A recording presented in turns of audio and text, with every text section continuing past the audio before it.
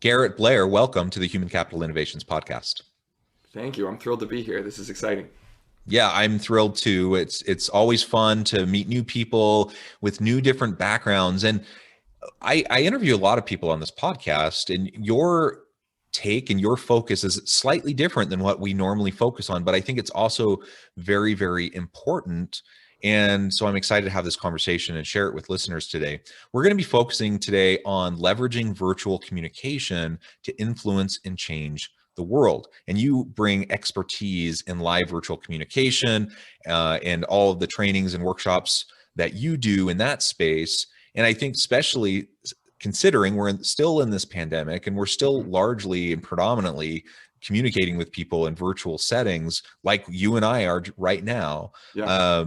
It's really important for us to understand the principles behind effective virtual communication and how we can leverage that to make it the difference that we want to make. Because I think one thing is clear, that pretty much everybody out there wants what they do with their life. They want to have meaning and purpose, and they want it to matter. They want to make a difference. And the way we portray ourselves, whether we like it or not, contributes or detracts from that. And so if I we want agree. to be the change we want to see in the world, and we want to Mhm. have a positive influence on others, we just have to have that kind of a focus. So I'm excited to share your expertise with listeners. As we get started, I wanted to share Garrett's bio with everybody.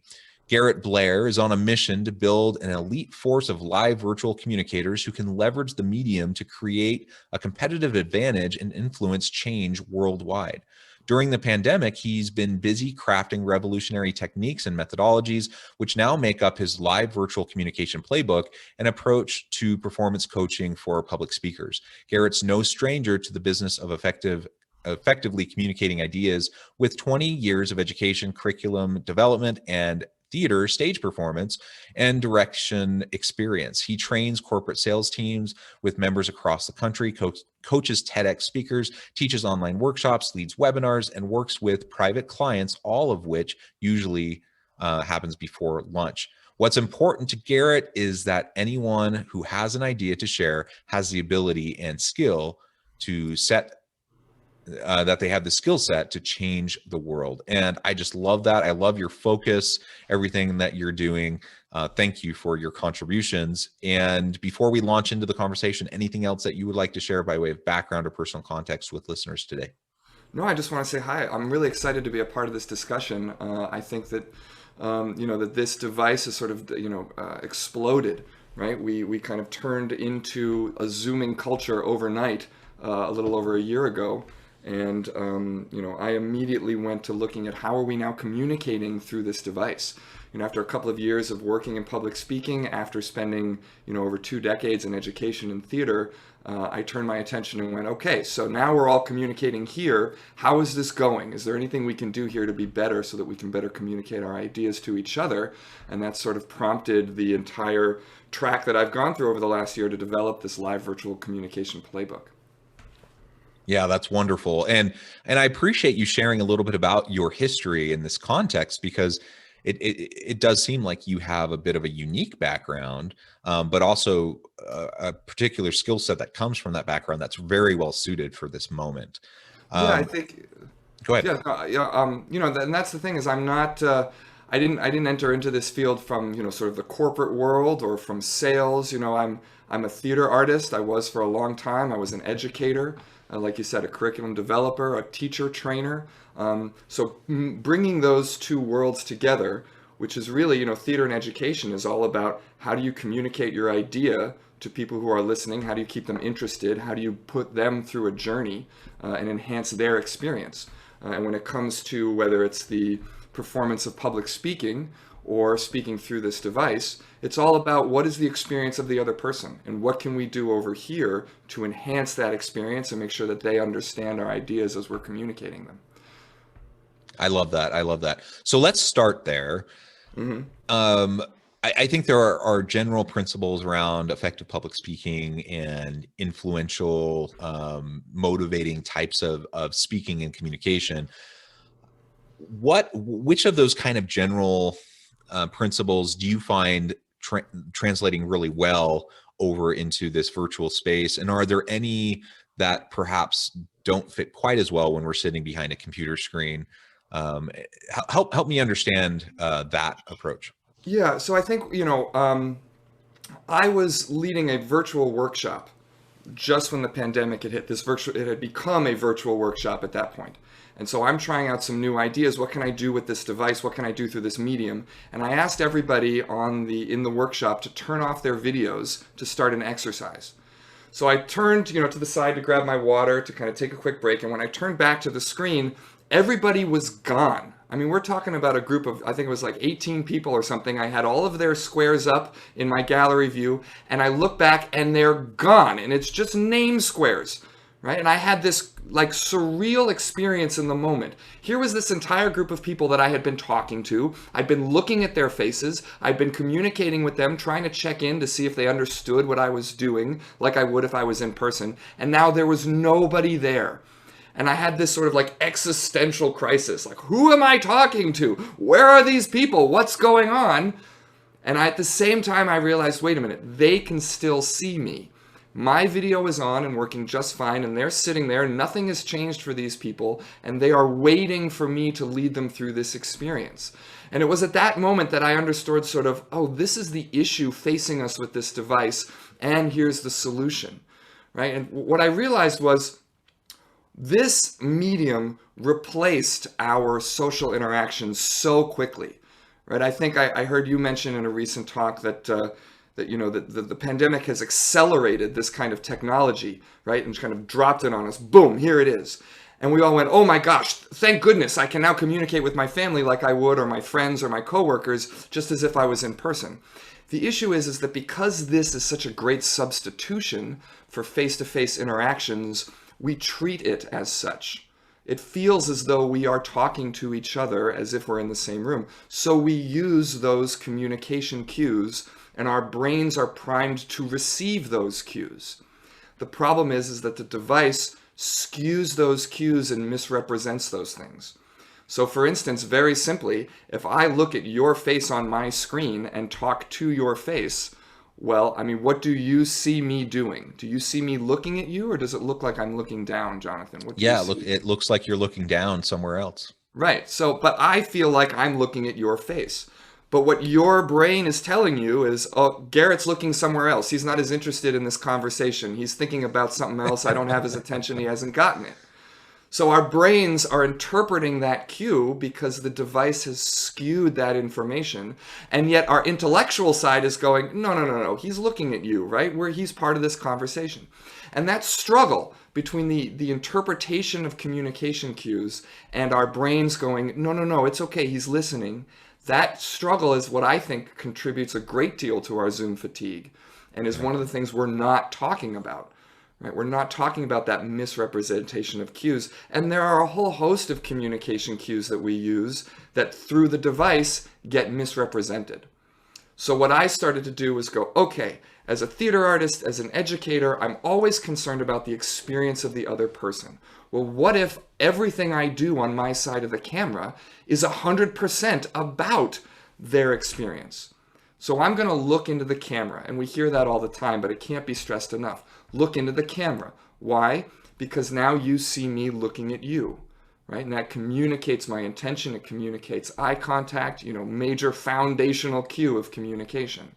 And then from that, I built this live virtual communication playbook, which adjusts a lot of our cues, a lot of our communication behaviors to account for the device so that we can enhance the other person's experience, right? If your experience of me is stronger, if you're more engaged, if you're more compelled because of how I'm interacting with the computer, then I'm doing a better job of influencing you, of changing your mind, of giving you an experience that's going to affect our interaction. And so while I see a whole lot about how to take breaks, how to make sure that you're mitigating your Zoom fatigue, how to have better Zoom meetings, what we're not talking about is the fact that we have missed the boat in a way on creating that etiquette and that playbook for this medium. We have etiquettes and playbooks for everything, whether it's your phone or your email, text message, TikTok, social media, all this stuff. We now know how do we interact, but we haven't done that here. And I think that's a really important discussion to have. Yeah, that's a really good point.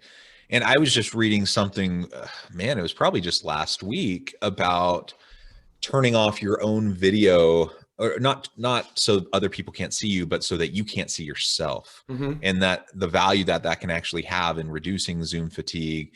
And it's like this natural human nature draw, Right. for you to look at yourself when you're on the screen, right? So right now, True. the way I have this set up, because we're putting the video on YouTube, so the way this is set up, we're side by side. So Hmm. if I'm looking at you, then I'm not looking at the camera. If I'm looking at me, then I'm not looking at the camera. Now I actually have some glare on my glasses, so it's probably a little bit difficult for you to see anyways, but either way, like if I'm not looking at the camera, then it seems to the person on the other side that I'm not paying attention, fully invested in them, paying attention to them, giving them my full focus.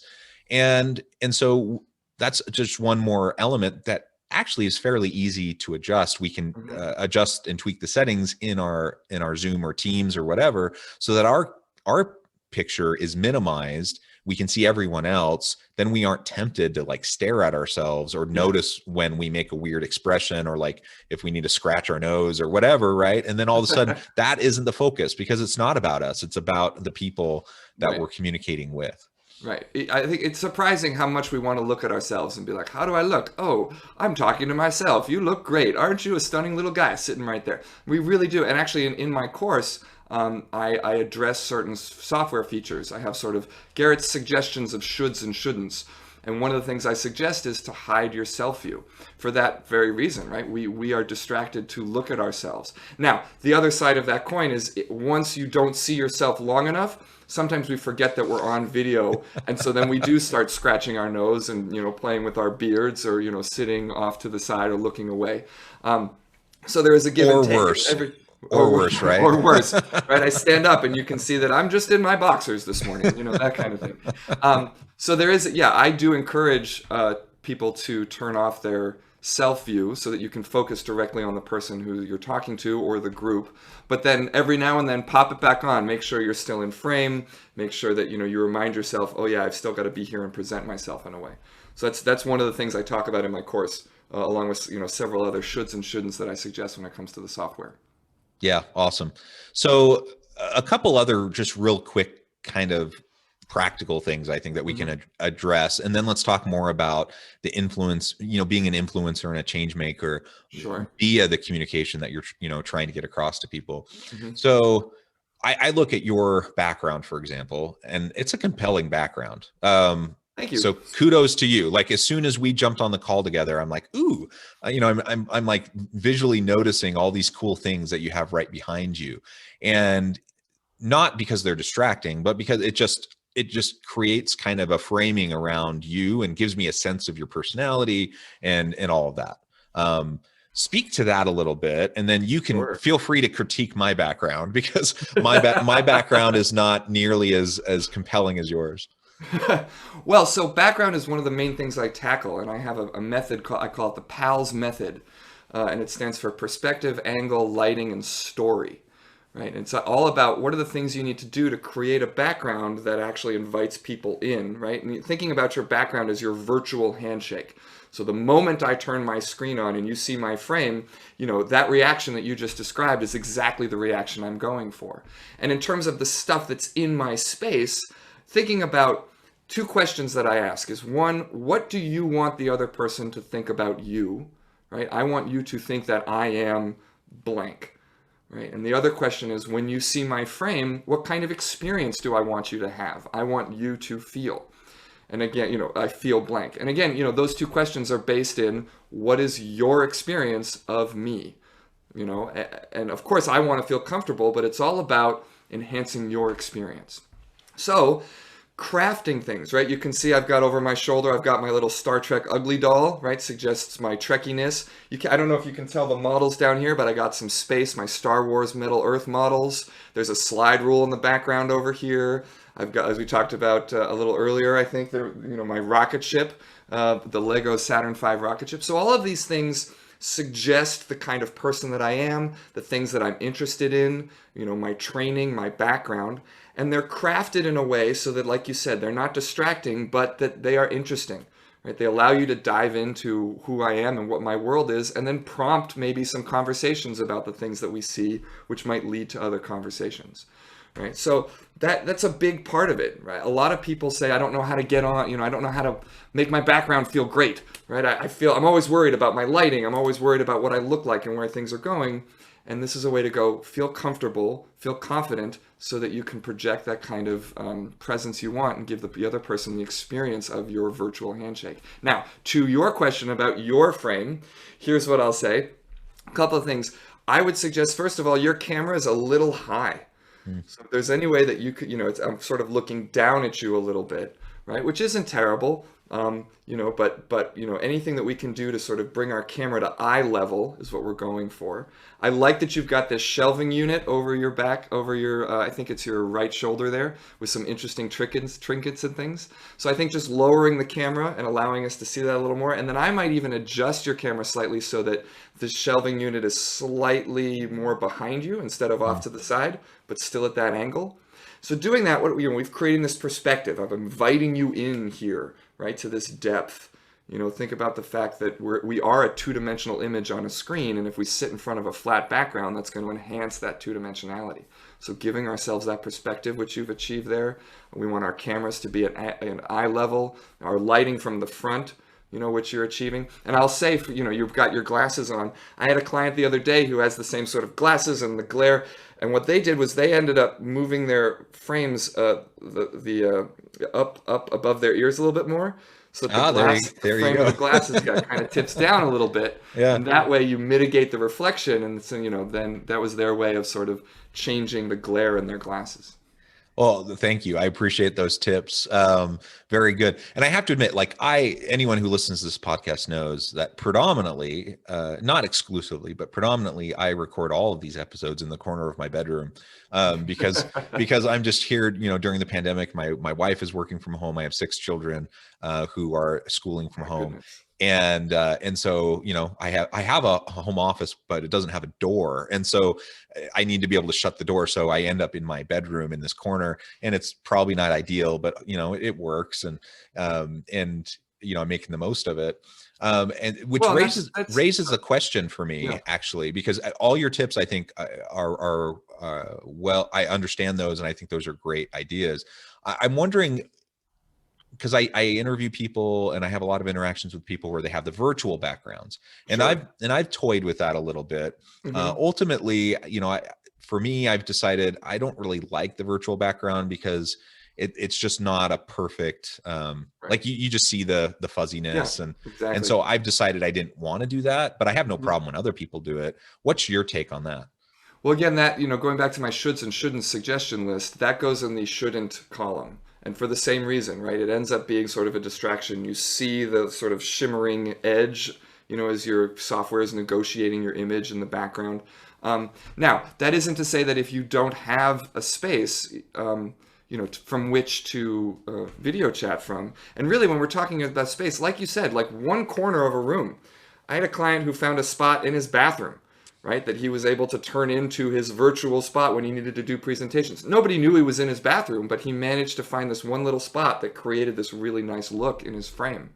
So it might be your bedroom, it might be a closet, it could be the side of your kitchen. So find that one corner where you can create some perspective, and that, allows you to create that space. Now, if you don't have a space like that, like you say, you've got 6 kids running around, your wife is working from home, where can I put myself to do my work? Sometimes a virtual background is necessary.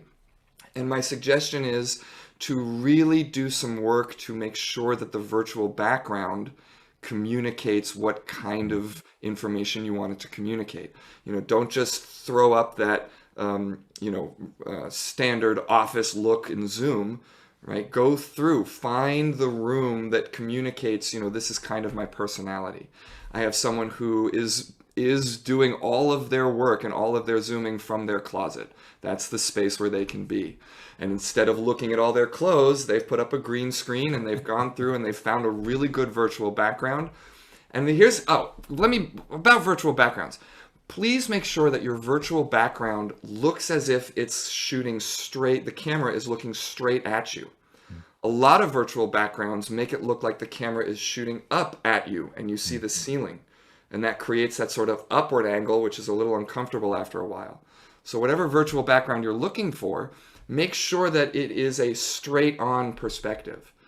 And then do the work to make sure it's clean, it communicates who you are. And this person is also, they've added their sort of company logo as a picture on the wall, like creating perspective. So they've done the work to make the virtual background something that they can use. So if you need to do that, make sure you put in the work and effort to make sure it communicates who you are and that it's clean. That's my suggestion for the virtual background. Yeah, well, that's wonderful. All right. In our last few minutes together, I thought let's pivot now. You've already mentioned this several times throughout our discussion about the ability to influence, positively influence and drive change. And that happens through the way we communicate. And I think we all know that, but we also find ourselves in the grind day in and day out of like being in all these meetings and kind of jumping from one meeting to the next. And I think it's really easy for us to just forget or lose our focus on how we're portraying ourselves and what that means for how others receive our message, right? And we don't, I don't want to go to pointless meetings. I don't think anyone does. When you're not in the room with somebody though, and there's a screen, it's very easy to forget how I'm being visually perceived, how that's going to influence how others, perceive my message. So what takeaways would you have for us, about what we can do to increase our influence, increase our ability to be change makers? Because I think that's really what we all want to accomplish within our teams, our workplaces, anyone we interact with.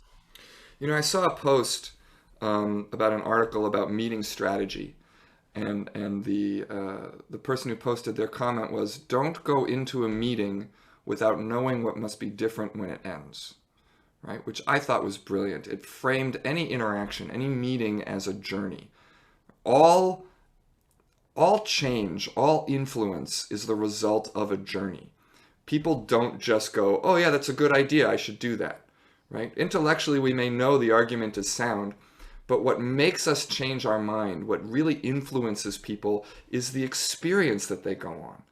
We're hearing a lot about using story in conversations. Story is going to sell your product. Story is going to have, and it can't be overstated. It's not just the anecdote of story, it's the structure of story. So as you go into an interaction, how can you frame, this is where we are now? This is the problem that we have. This is the journey we're going to go on, and this is the revelation I see about how we can change our world. Giving everyone a journey, going through an experience, that is what is going to compel people to change their minds and follow you. So when I look at this sort of live virtual communication training, as I've said, for me, the entire premise and foundation of this training is everything I'm doing on this side of the camera is about the other person on the other side. It's their experience that matters the most. And so if I can do my work to lead them through a journey, then I'm going to bring their emotional mind into this, their emotional intelligence. I'm going to move them through some cathartic experience, even if it's talking about third quarter numbers and what our projections are for fourth quarter and next year. If I can frame that information in some sort of journey and experience, I have a better chance of influencing. And when it comes to the device, what's important to think about is what's at stake. What's at stake for the person on the other side? If they don't do what I ask them to do, or if they don't change their mind, if they don't, respond to my call of action, then what's at stake for them? And I can use those stakes to up the level of importance of this conversation. And if my conversation is really important, then it doesn't matter if I'm looking into a camera or I'm talking to a rock or a starfish. I'm going to communicate with urgency and intention and passion and focus because it's so important. So I think those are the two things when we really want to try and bridge the technology to reach each other, is how can I offer someone an experience of our interaction? And then why is this so important? And can I speak to their stakes, right? This is for your betterment, right? That's why this is important. And that drives an authentic delivery through the device. I love that. Thank you, Garrett. It has been a real pleasure talking with you today. I appreciate all of your insights, all of your tips and suggestions.